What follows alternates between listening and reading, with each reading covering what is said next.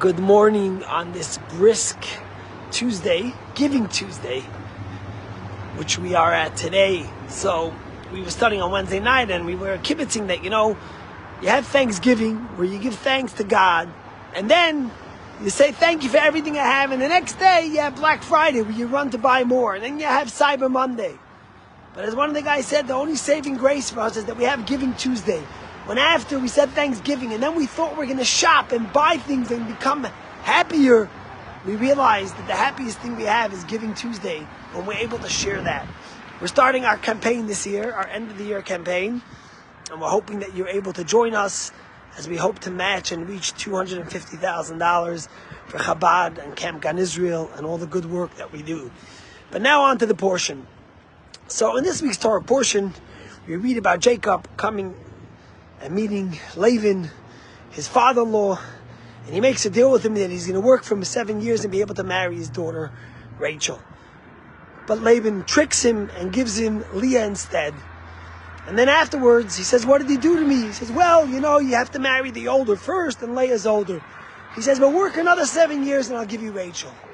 And the Bible tells us that Jacob loved Rachel more than he loved Leah, and he marries her.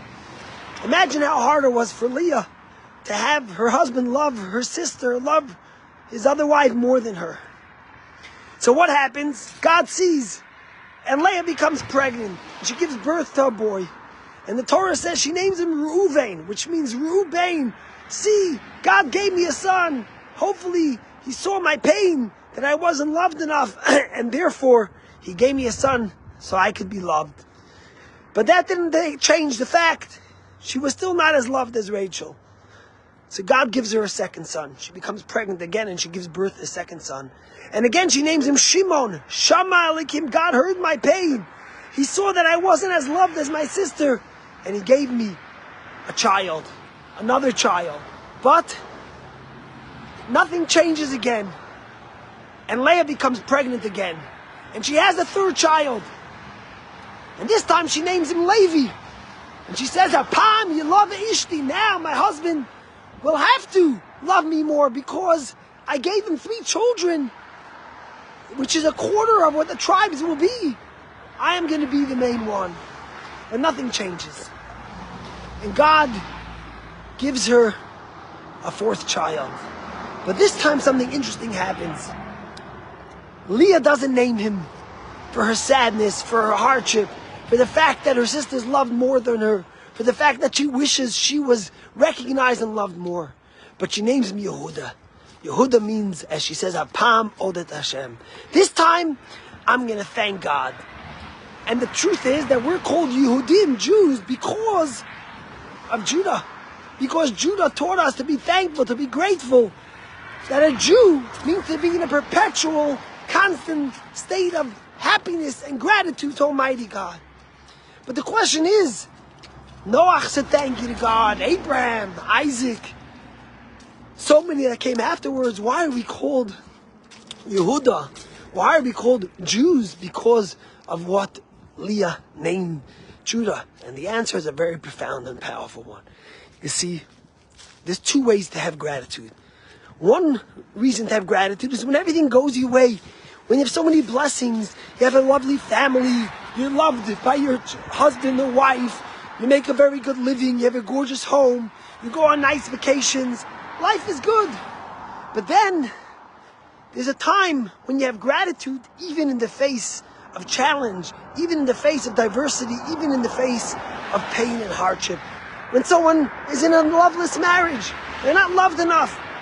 They don't have the money they need. They can't live in the house they want. They don't have the car they need. They can't go on a vacation. What Leah taught us is that we have to be grateful and thank Almighty God even when things aren't perfect. And that's why after the first 3 children, by the 4th one, she recognizes and realizes that Apam Odet Hashem, I'm not going back to being sad, to being in pain, but I'm going to focus on the blessings, on the things that I have. Hapam Odet Hashem, I'm going to be grateful, even though it isn't perfect. And that's a powerful lesson she teaches us as Jews, of what it means to say thank you, of what it means to be grateful. That not only will I not look at the pain I have, but I will share with others. I will take my blessings and the things that I have, and I will help others. You know, one of the hostages that became very famous was Mia Shem. And the reason is because that was the first video that Hamas gave out of a hostage. And her hand was blown off, and literally in a hospital, in a veterinarian hospital in Gaza, they sew her hand back on. And she was released after 55 days. And she said the remarkable story, how hard it was, of course, in captivity. And that one day, it was a Friday, and she found a candle. And she was desperate to find a signal of life, of hope that she's going to be released. And she says, God, give me a sign. I'm going to light the candles in the house of her captors, and I'm going to make the blessing for Shabbat. And if it burns for more than an hour, then I'll know you're going to let me out. Then I know that I'm going to get out. And lo and behold, it burns for more than an hour. And after 55 days in captivity, she was let out. She came back to Israel, still had to heal from the terrible hand being blown off and the surgery she had.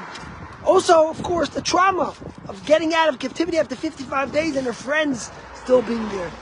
But she ended up dating a high school friend.